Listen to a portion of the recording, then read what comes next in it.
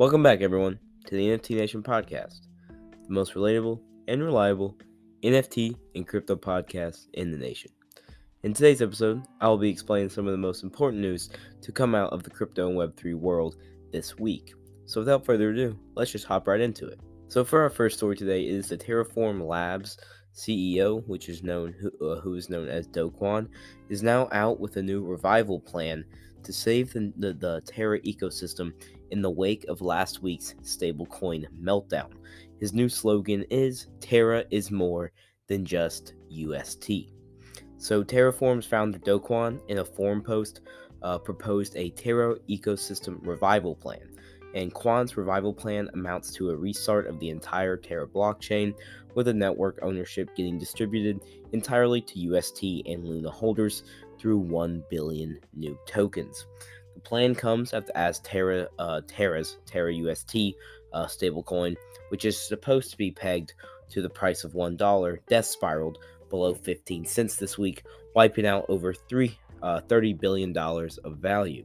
UST's sister token Luna, which propped up the stablecoin's value, has fallen just to below a penny. Actually, when last week it was worth $80 per coin. So you can see there's been a lot of volatility in the market in the past few days. In Friday's proposal, Kwon, who created the Terra blockchain with his Terraform Labs team, concedes that the Terra ecosystem has experienced a total collapse. And Kwon wrote that even if the UST peg were to eventually restore after the last marginal buyers and sellers have capitulated, the holders of Luna have so severely been liquidated and diluted that we will lack the ecosystem to build back up from the ashes. He also continued and said that UST holders need to own a large share of the network, as the network's debt holders they deserve to be compensated for the tokens that they have been holding on to the end.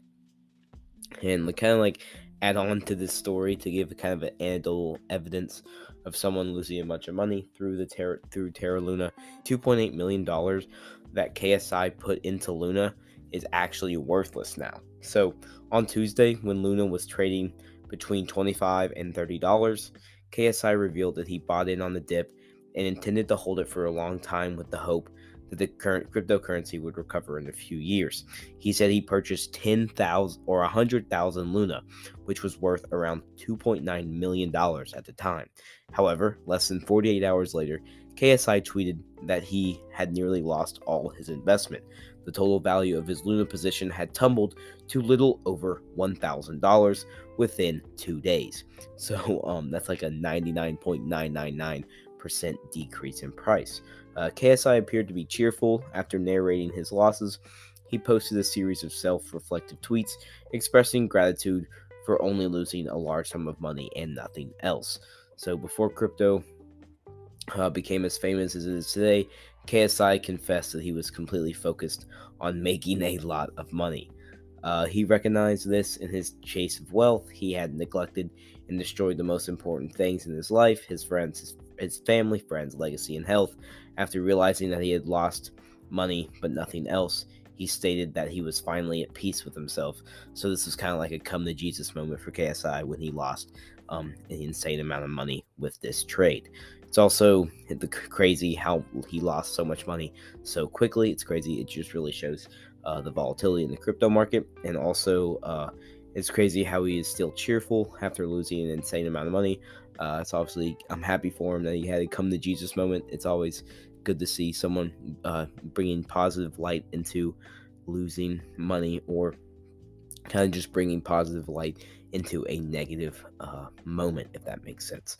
But my personal thoughts on the entire kind of Terra Luna falling is that I don't really think the new plan that Do Kwon has will work. I mean, Do Kwon has a bad history of treating his community with kind of neglect and never giving them the respect they deserve.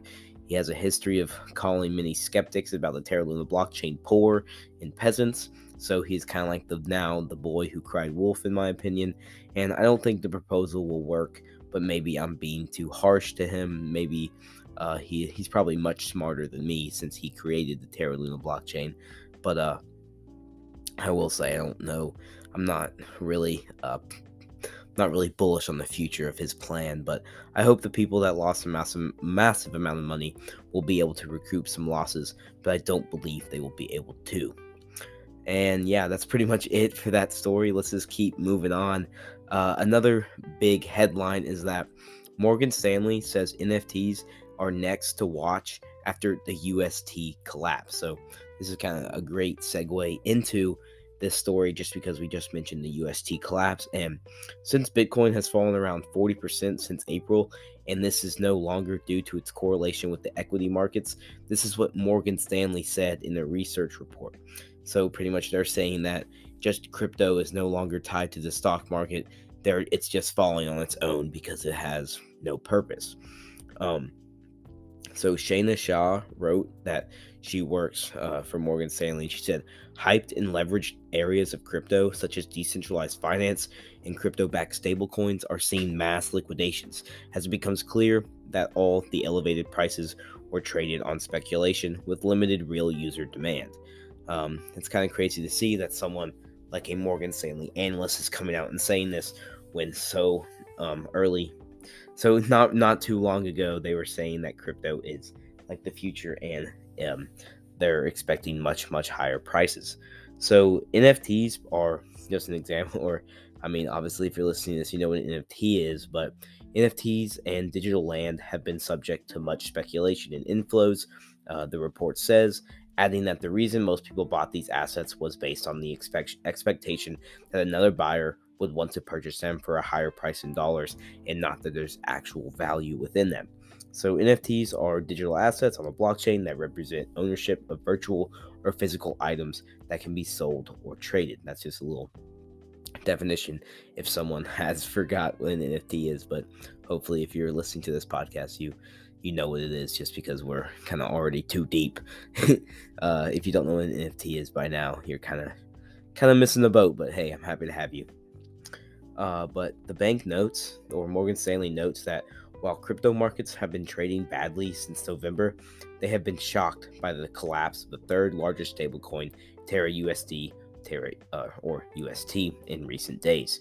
They said that crypto-backed stablecoins have become an important part of the leverage built within the DeFi ecosystem, and adding that this one event has led to an increased uncertainty and instability that resulted in a broader reevaluation of where many crypto prices should be trading at. So pretty much after this collapse, they kind of re-looked at their positions and went, "Oh wait, this is not really a good thing. I don't think crypto is valued at where it was. It kind of deserves to keep going down."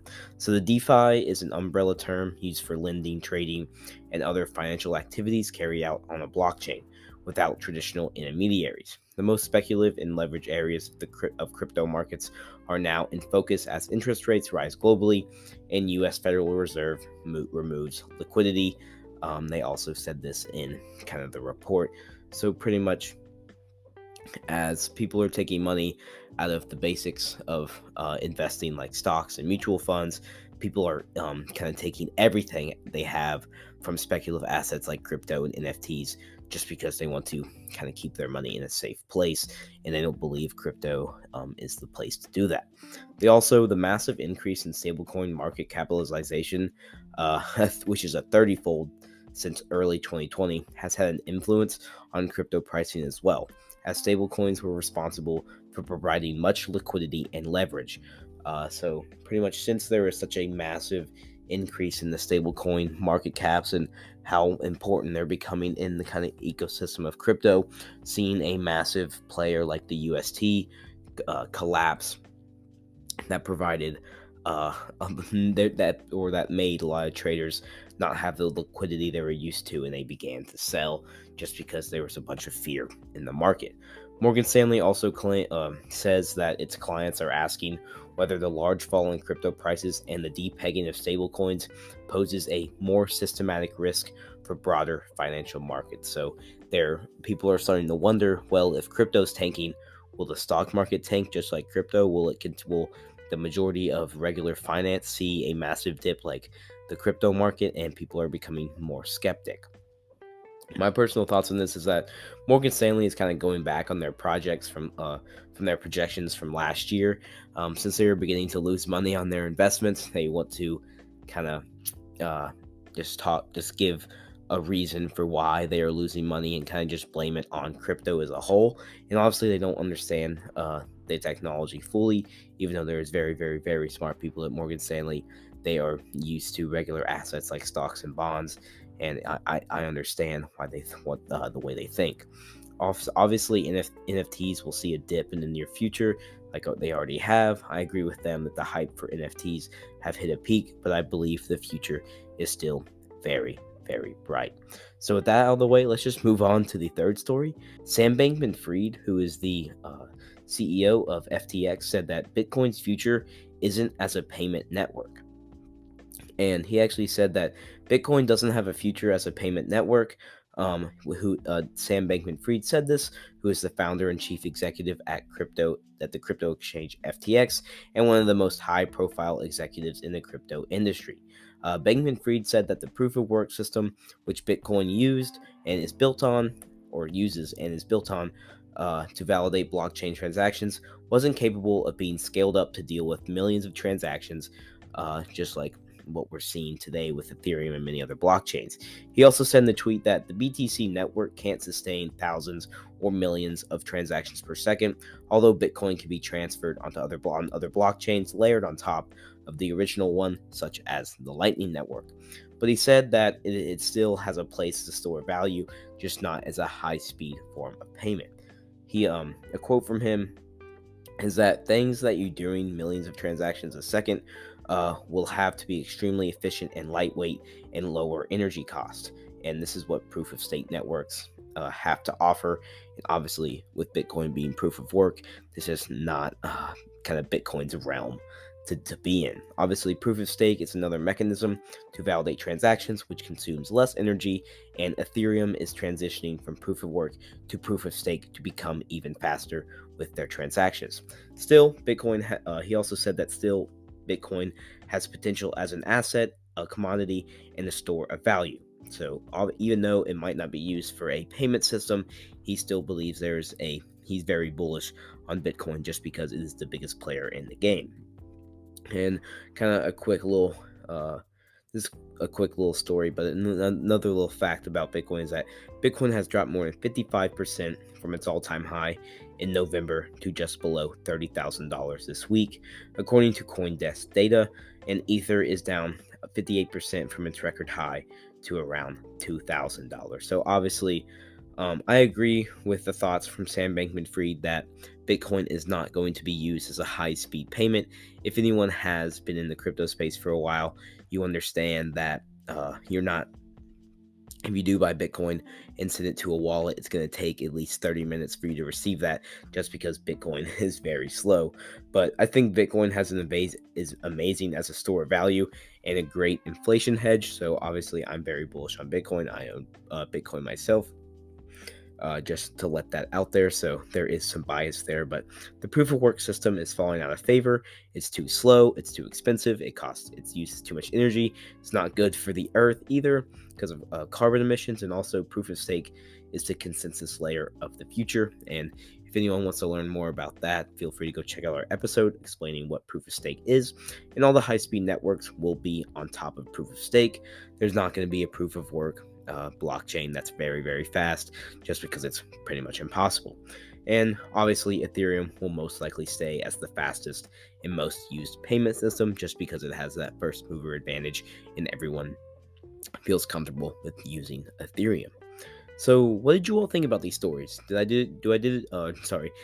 a good job kind of explaining everything? Do you think you learned more through this episode today?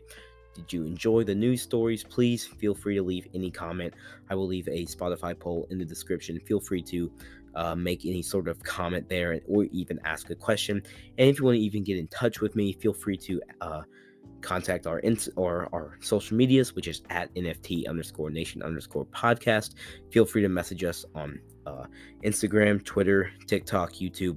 We're always open to DMs and we will always respond. So also feel free to leave a follow on those social medias. And if you did enjoy this episode today, feel free to leave 5 stars, and please share this episode with a friend. If you learned something today, that's really how we grow the podcast here, just because it is so we are a small podcast, and when Spotify sees someone like when Spotify sees that you're sharing it with your friend or even leaving 5 stars, Spotify learns through the algorithm that people are enjoying this, and they're going to want us to grow alongside, just like the community. So I really hope you all enjoyed this episode today, and have a good one, guys.